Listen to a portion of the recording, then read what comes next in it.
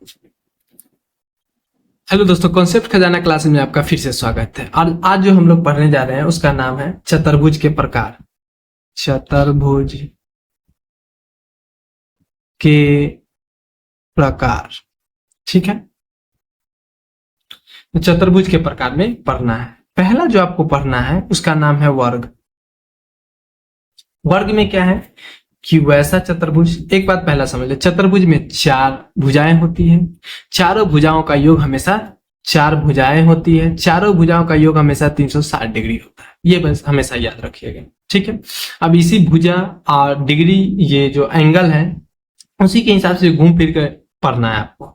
वर्ग, वर्ग उसे कहते हैं जिसकी चार भुजाएं बराबर हो, ठीक है। जैसे मान लीजिए ये 5 सेंटीमीटर है तो ये भी 5 सेंटीमीटर होगा, ये भी 5 सेंटीमीटर, ये भी 5 सेंटीमीटर होगा। और चार एंगल वो भी बराबर हो, चारों का चारों 90 डिग्री के बराबर हो, इसको हम लोग कहते हैं वर्ग, ठीक है। इसकी चार भुजाएं बराबर हो और चारों क्या हो, 90 डिग्री के बराबर हो, उसको हम लोग कहते हैं वर्ग। चलिए आगे पढ़ते हैं हम लोग। अगला जो हम लोग को पढ़ना है सेकेंड नंबर, उसका नाम है आयत। आयत किसको कहते हैं? तो आयत उसे कहते हैं जिसकी आमने सामने की भुजाएं बराबर होती है। मान लीजिए ये 2 सेंटीमीटर है, सॉरी ये 4 सेंटीमीटर है और ये 2 सेंटीमीटर है, ये भी 2 सेंटीमीटर होगा, ये 4 है तो ये भी 4 सेंटीमीटर होगा। इसके आमने सामने की भुजाएं बराबर होती हैं और इसका भी चारों जो एंगल होता है वो 90 डिग्री होता है, उसको हम लोग आयत कहते हैं। चल आगे हम लोग पढ़ते हैं। आगे क्या पढ़ना है? आगे जो आपको पढ़ना है वो है समचतुर्भुज। समचतुर्भुज, समचतुर्भुज क्या है? जिसकी क्या होती है, इसमें क्या होता है कि इसमें आपका चारों पर 360 डिग्री तो होता ही है, लेकिन इसका ये नहीं है कि ये 90 डिग्री होगा, 80 डिग्री, ये कोई फिक्स नहीं हो, ठीक है। इसको हम लोग समझो। इसकी चारों भुजाएं बराबर होती है, ठीक है। आमने सामने की ये जो आपके ये भुजा दोनों समांतर होती है, आपको कितना भी आगे बढ़ाइए नहीं कटेगी। लेकिन इसका जो सिर्फ कोण फिक्स नहीं है कि ये 90 डिग्री है, ठीक है। हाँ, लेकिन इस अगर ये x डिग्री है तो इसके आगे का सम्मुख कोण, सम्मुख कोण का मतलब होता है आमने सामने का कोण, उसको सम्मुख कोण। ये x डिग्री तो ये भी x डिग्री होगा। अगर ये y डिग्री है तो ये भी y डिग्री होगा। इसको हम लोग कहते हैं सम्मुख कोण। असम्मुख कोण में आमने सामने का कोण चारों क्या होता है, सॉरी आमने सामने का कोण बराबर होता है, लेकिन ये फिक्स नहीं कि ये 90 ये 90 ये। आयत क्या कहते हैं आपका वर्ग में फिक्स होता है, लेकिन चतुर्भुज में फिक्स नहीं होता है। समचतुर्भुज, ठीक है। अगला जो आपको पढ़ना है वह समांतर चतुर्भुज। कौन सा पढ़ना है आपको? जो तीसरा पढ़ना है उसका नाम है समांतर चतुर्भुज। समांतर चतुर्भुज, समांतर चतुर्भुज क्या है? आप एक चतुर्भुज बनाइए, ठीक है। वैसा चतुर्भुज जिसके आमने सामने की भुजा बराबर हो, ठीक है। आमने सामने का कोण, आमने सामने की भुजाएं बराबर हो तथा समांतर हो। ये भुजा चारों क्या होगा, समांतर होगा, ठीक है, ठीक है। आमने सामने का कोण अर्थात सम्मुख कोण बराबर हो।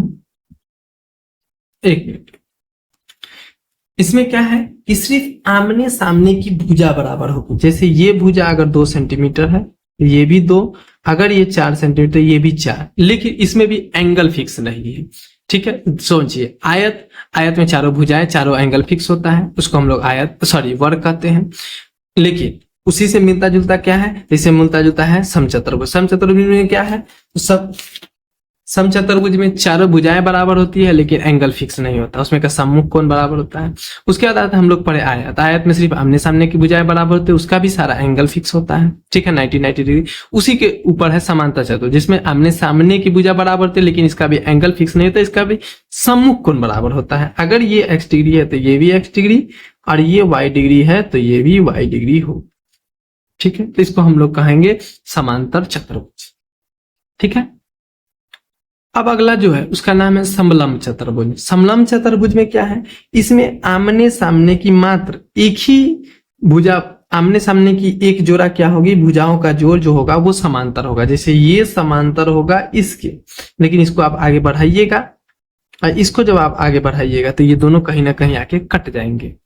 ठीक है, तो इसमें सिर्फ एक ही जोड़ा क्या होता है, समांतर होता है, इसलिए हम लोग इसको समलंब चतुर्भुज कहते हैं। समांतर का मतलब इसको और ये दोनों आगे कहीं भी मिलाने पर नहीं करता, उसको हम लोग समांतर कहते हैं। लेकिन इसको आगे बढ़ाइए तो कट जाएगा। बाकी आप जो पीछे जितने भी चारों पढ़े हैं, चारों के चारों में आमने सामने सब समांतर थे। ठीक है, लेकिन इसमें एक ही जोड़ा सिर्फ समांतर है, सभी में दो जोड़ा होता है, इसमें सिर्फ एक जोड़ा क्या है, समांतर है, इसलिए इसको हम लोग समलंब चतुर्भुज के नाम से जानते हैं।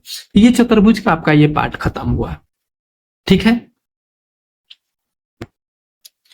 अगला आप लोग को पढ़ना है बहुभुज के बारे में। बहुभुज किसे कहते हैं, तो देखिए दो से अधिक जितने भी भुजाएं होते हैं वो सब बहुभुज ही कहलाते हैं। ठीक है, अब इसका अलग अलग नाम है, जैसे त्रिभुज, तो त्रिभुज में 3 भुजाएं होती है। चतुर्भुज, चतुर्भुज में 4 भुजाएं होती है। ठीक है, अगला क्या है, पंचभुज, पंचभुज में 5 भुजाएं होती हैं। अगला क्या है, पष्टभुज, पष्टभुज में 6 भुजाएं होती है। अगला है अष्टभुज, अष्टभुज में पंचभुज में 1 2 3 4 5 6। अष्टभुज, अष्टभुज में 8 भुजाएं होती है। ठीक है, तो इसको हम लोग क्या कहते हैं, बहुभुज कहते हैं। तो जो 2 से अधिक भुजाओं को बहुभुज कहते हैं। बंद आकृति आप त्रिभुज से इसको हम लोग क्या कहते हैं, बहुभुज के नाम से भी जानते हैं। ठीक है, अब इसमें क्या है कि नीचे दिया आकृति में बहुभुजाकृतियों को छठिए, तो बहुभुजाकृति कौन होगा, तो ये नहीं होगा। ठीक है, ये क्योंकि ये बंद आकृति भी होना चाहिए, नहीं कि खुला आकृति, ये होगा। ठीक है, ये नहीं होगा, ये नहीं होगा। ठीक है, ये होगा। ठीक है, तो बंद आकृति होनी चाहिए।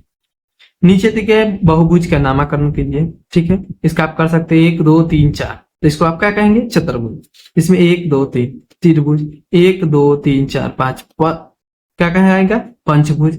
1 2 3 4 5 6 7 8, ये क्या कहलाएगा, तो ये कहलाएगा अष्टभुज। ठीक है, यहां तक हम लोग क्या किए हैं, समझ चुके हैं। ठीक है, ये आपका चैप्टर खत्म हुआ। अगली जो हम लोग कक्षाएं करेंगे वो शुरू करेंगे भिन्न से, कि भिन्न किसे कहते हैं, और सबसे ज्यादा क्वेश्चन भी इस चैप्टर से ही बनते हैं। ठीक है, तो चलिए यहाँ इस वीडियो को हम यहीं पर छोड़ते हैं और आगे हम लोग समझते हैं। एक चीज आप समझिए, इसमें विकर्ण दिया हुआ है, तो विकर्ण समझ लीजिए। जब हम लोग क्या करते हैं कि एक आमने सामने की भुजाओं को जब हम लोग मिलाते हैं, उसी को हम लोग विकर्ण कहते हैं। एक शीर्ष उसके सामने वाले शीर्ष से मिला दीजिए। जैसे मान लीजिए एक ये चतुर्भुज है। ठीक है, इसमें क्या किए कि इसके आगे, इसके सामने ये जो शीर्ष है, इस शीर्ष को इसके सामने वाले शीर्ष से मिला दिए, ये क्या कहलाएगा, विकर्ण है। इस शीर्ष को इस शीर्ष सामने वाले शीर्ष से मिला दिए, तो ये क्या कहलाएगा, विकर्ण कहलाएगा। ठीक है, तो विकर्णों की लंबाइयों पर भी होते हैं, वो आपको अगले क्लास में पढ़ना है। इस क्लास में आपको छठा के, हम लोग अभी पढ़े छठा का SCRT, तो छठा में जो भी बातें, ये मूलभूत बातें हैं, इनकी जानकारी आपको होनी चाहिए। आप किसी भी क्लास में पढ़े, आप सीटेट की एग्जाम की तैयारी, कोई भी, ये मूलभूत बातें हैं जो त्रिभुज से संबंधित है, चतुर्भुज से संबंधित, उसको पहचानने की जो क्रिया है, क्या आपको पता होना चाहिए। आयत क्या कहते हैं, उसके बाद ये आपका वर्ग, इन सब में क्या अंतर होता है, ये सब आपको आना चाहिए। ठीक है, तो आगे जो हम लोग पढ़ेंगे वो पढ़ेंगे भिन्न के बारे में। चलिए इस वीडियो को यहीं हम छोड़ते हैं। धन्यवाद।